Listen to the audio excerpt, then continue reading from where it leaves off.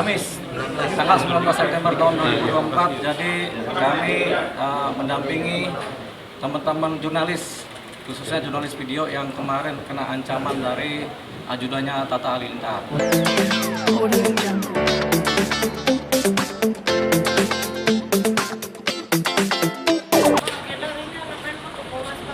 Jadi agenda hari ini mendampingi teman-teman jurnalis 1, 2, 3 untuk kita di BAP sebagai saksi dalam perkara laporannya teman-teman jurnalis itu mengenai pengancaman yang diduga dilakukan oleh ajudannya Atta Halilintar. Sampai sekarang nama lengkapnya kita belum tahu, jadi kita tetap pakai nama ajudannya Atta Halilintar. Tindak lanjutin perkara ini bisa sampai ke meja hijau nanti, Bang? Mungkin mejanya nggak hijau, sekarang mejanya kan hitam ya. Jadi kita tetap ke persidangan. Kita udah cek di persidangan tuh mejanya hitam semua sekarang, jadi ke meja hitam. Berarti itu beberapa saksi nih, Bang? Hah? 3 atau nanti akan ada? Sebenarnya ada 4 ya, cukup lah ya saksi 4. Ini kan perkara karena sudah jelas pembuktiannya ya, sudah dapat, jadi cepat aja habis dari pemeriksaan saksi mungkin langsung melompat ke saksi-saksi dari wilayah terlapor. Bukti juga masih banyak. Bukti kan bukti video. Semua bukti video sama saksi. Saksinya adalah sebackgroundnya adalah pribadi-pribadi jurnalis, kemudian bukti berikutnya adalah video. Dan sudah proses keberapa sih, Bang, pemanggilan ini? Ini baru pertama kali nih kita dipanggilnya hari Kamis ini. Jadi tapi sekaligus langsung karena kelihatannya ini perkara acara cepat juga nih. Bang, kemarin kan agenda Nata sudah memberikan permintaan maaf kemana, Bang? Ya, kita udah tanya nih, permintaan maaf bagaimana? Wah, pada diam ini, katanya masih sebel nih. Jadi masih pada sebel nih. Terus kita tanya juga teman-teman jurnalis yang lain yang ada di mana-mana itu kan, ya udahlah, yang begini-begini memang berisiko juga, karena walaupun minta maaf, kalau dia tetap ingin menculik, ya culik aja kan gitu. Jadi Jika menuju ke damai gimana, Bang? kalau menuju damai, ada nggak orang diculik terus kita berdamai sama orang yang mau menculik kan begitu? Intinya proses hukum terus berjalan, Bang, ya? Ini kan kita bahasanya lagi putar-putar nih. Jadi intinya memang seperti kata ini saya pelapor, intinya proses hukum berjalan. Begitu. Tapi mungkin ada komunikasi juga bersama dengan pihak polisi terkait. Enggak ada. Kita nggak berani komunikasi sama siapapun juga dalam perkara ini ya. Takut salah. Atas sendiri dalam Nggak ada, makanya itu takut salah juga dia. Tapi harap bentuknya masih, Bang, ada terus. Kasus yang dilaporkan AH ya, jadi untuk dari penyidik sudah menjadwalkan yang jelas ya. Saksi-saksi yang melihat, kemudian ada yang tertulis, namanya pasti kita mintain keterangan ya. Yang tertulis juga kan punya pendamping, itu pun nanti pasti kita mintain keterangan. Itu jelas. Dalam waktu dekat. Jadi waktu dekat, namun untuk jadwal tanggal hari ada di penyidik itu.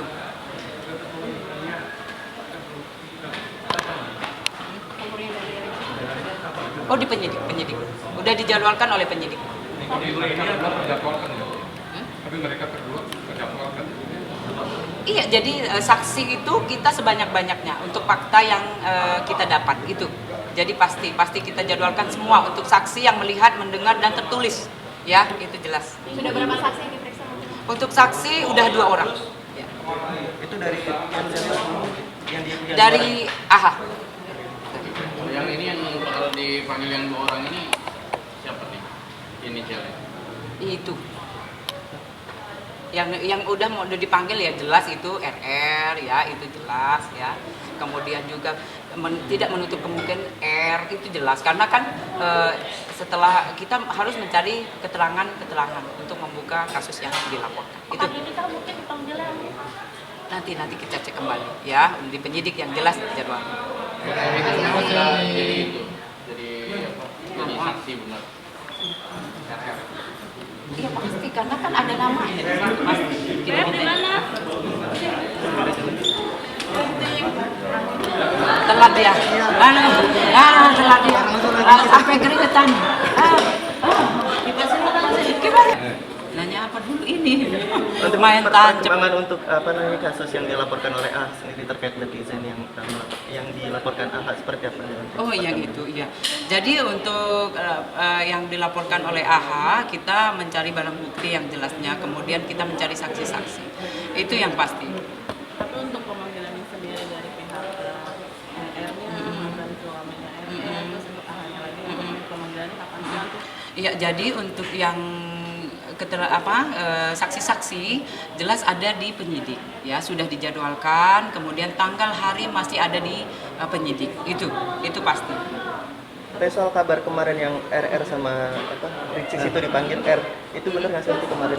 Ya, kemarin belum ada pemanggilan, tapi yang jelas penyidik ini sudah menjadwalkan orang-orang mana yang sekiranya, ya kan ada di situ tertulis RR. Nah, itu pasti kita panggil karena memang kesaksiannya itu membuka kasus yang dilaporkan, ya memperjelas itu. Tapi sejauh ini belum ada Belum, masih ada di penyidik. Tapi sudah ada saksi yang diperiksa mungkin nanti. Ya, untuk sementara ini AH ya yang diperiksa. Kemarin ada berapa pertanyaan untuk AHA? AH 20 tapi berkembang, yang jelas ya. Istrinya sendiri nanti ikut diperiksa? Oh, nanti diperiksa. Iya, karena memang harus ada keterangan yang jelas, ya. Jadi memang saksi yang melihat, mendengar, membaca pasti kita mintain keterangan. Itu kapan? Kemarin? Nanti dijadwalkan. Enggak, AHA sendiri sama Hari ya sudah diperiksakan hari Kamis kemarin, minggu kemarin. Oh, yang pas pelaporan itu ya? Ya, pelaporan. Ya, enggak ke besoknya. oh, besoknya. Oke. Kamis tanggal 19 September tahun 2024. Jadi kami mendampingi teman-teman jurnalis, khususnya jurnalis video yang kemarin kena ancaman dari ajudannya Atta Halilintar ya. Jadi mereka ada 4 jurnalis di BAP. Jadi semuanya baik pelapor sebagai korban maupun saksi korban yang lain, mereka ada 4 semua di BAP. Jadi sudah selesai BAP-nya dengan pertanyaan yang variatif, tapi intinya sama, bahwasanya mereka menjadi korban dari ancaman dari ajudannya Atta Halilintar. Begitu.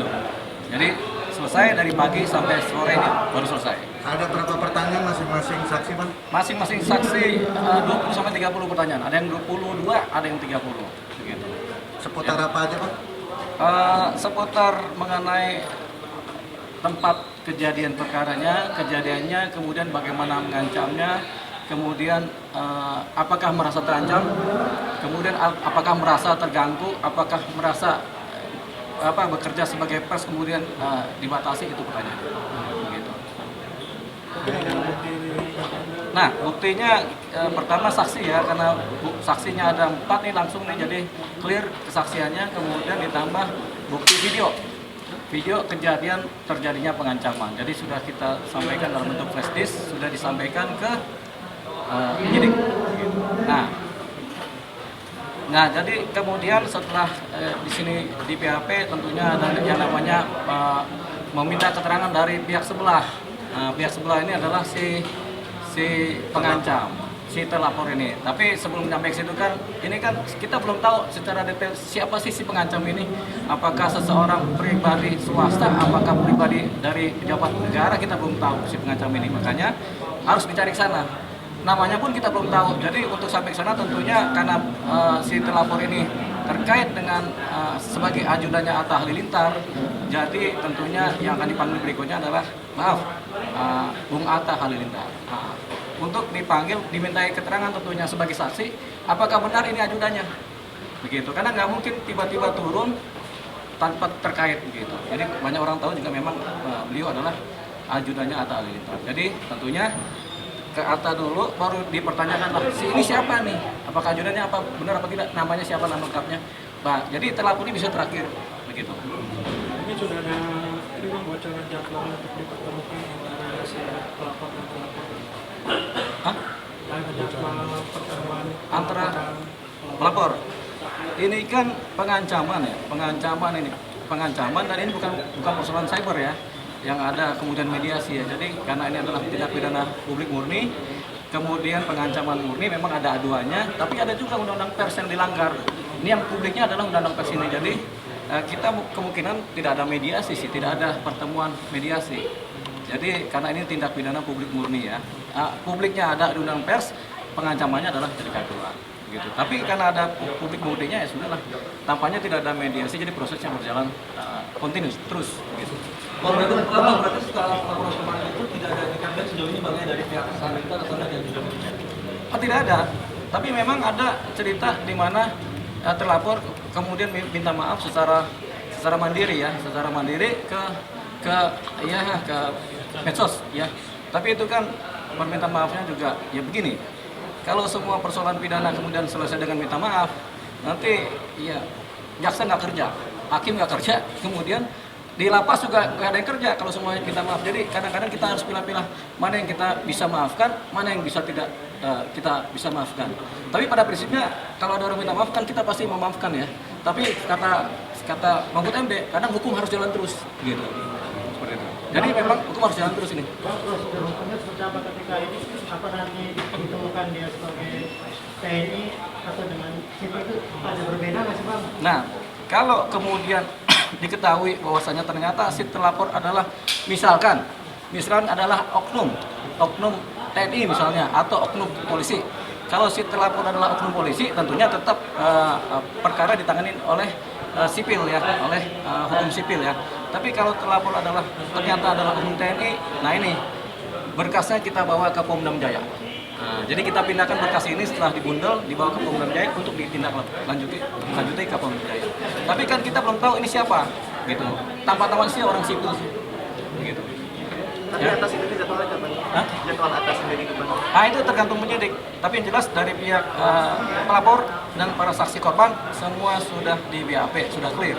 Tinggal saksi ahli pihaknya Atta, baru terakhir adalah terlapor. Gitu.